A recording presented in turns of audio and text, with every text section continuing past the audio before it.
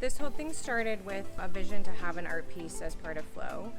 I got a phone call from one of our students' parents that had a storage unit that they were going to clear out from a gallery. So we drove over there and we took, I think, like 150 canvases and about 100 frames to build the Flow canvases that are out on the quad currently.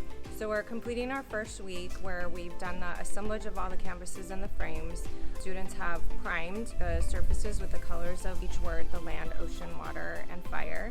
And then the cross-curricular aspect of it was students put their marks on it, their data, their research as part of the primer.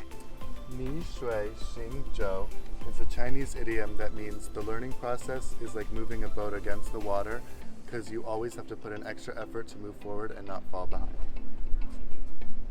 The idea behind getting everybody, the classes, to collaborate on this is, as an artist, I feel like work is best when it's put out in the world. So I think that this whole performance aspect of this art piece is also sending a message of conservation and awareness and responsibility. And then final stages for it will be that we're going to put the images on it that reflect the words and the vocabulary and the colors. So it will go from freshwater to ocean, land to fire, with a full mural that will take place during lunch break and some of the periods. Some of the challenges in making this all come together is the same challenges that you, with anything that's new, is getting people to wrap their heads around the idea that this is possible. My goal as an educator and an artist is to get as many people, as many hands in it.